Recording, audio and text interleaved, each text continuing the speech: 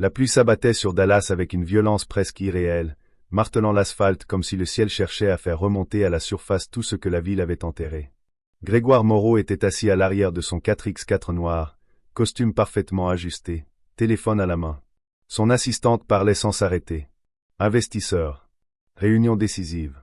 40 millions de dollars en jeu. Il hochait vaguement la tête, absent, quand le feu passa au rouge. Il leva les yeux. Et le monde s'arrêta.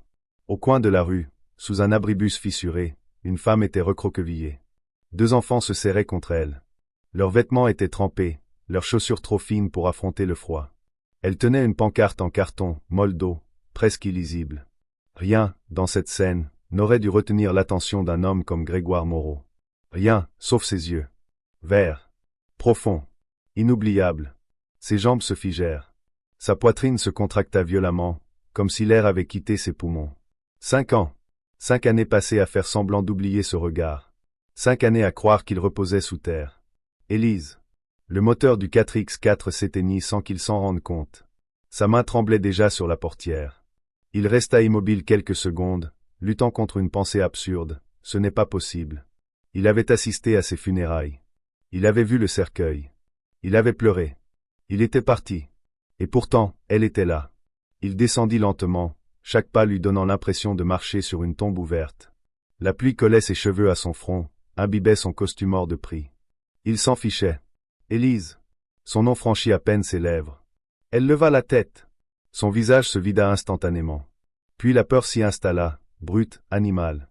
Elle se leva d'un bond, attrapa les 2 garçons par les épaules et recula, comme si Grégoire était une menace. « Reste loin de nous. » Sa voix tremblait, mais sa posture était ferme. « Protectrice. »« C'est moi. »« Grégoire, » murmura-t-il. « Je sais qui vous êtes, » répondit-elle d'une voix cassée. « Et je vous dis de rester loin. Très loin. » Les enfants le fixaient maintenant. De grands yeux verts.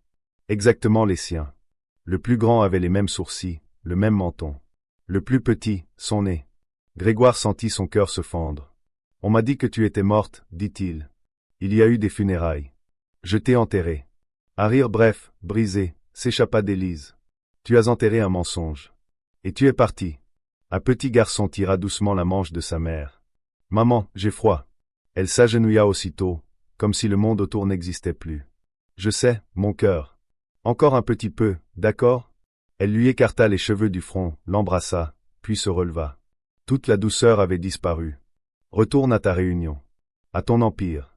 À tout ce qui a toujours compté plus que nous. Tu comptais pour moi.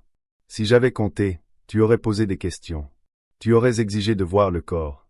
Tu aurais refusé de partir. » La pluie redoublait, le tonnerre grondait. « Pendant que tu fuyais à Tokyo, continua-t-elle, moi je dormais dans ma voiture. Enceinte de 8 mois. À me demander si je survivrais à la nuit suivante. Le sol sembla se dérober sous ses pieds. Enceinte ? Ne fais pas semblant d'être surpris. Tu crois que ces enfants sont apparus par magie ? Il les regarda vraiment, cette fois. 4 ans. Peut-être 5. Il calcula malgré lui. Les dates. Les mois. Tout concordait. Dis-moi ce qui s'est passé, je t'en prie.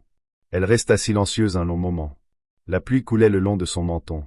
Puis elle parla. Sa mère était venue le lendemain du mariage. Les insultes. Les menaces déguisées en sourires. 2 millions pour disparaître. Puis l'avocat de son père. 3 millions. Toujours refusé. 3 semaines plus tard, dit-elle d'une voix basse, l'appartement a brûlé en pleine nuit. Elle décrivit la fumée, la chaleur, la panique. Le réveil à l'hôpital, loin de tout, sans papier, sans téléphone. La grossesse. La peur constante. Et puis, des mois plus tard, la télévision. Mes propres funérailles, Grégoire. Ta mère pleurant devant les caméras. Et toi, debout, immobile. Les larmes se mêlèrent à la pluie sur le visage de Grégoire. Je ne savais pas. Alors tu aurais dû te battre.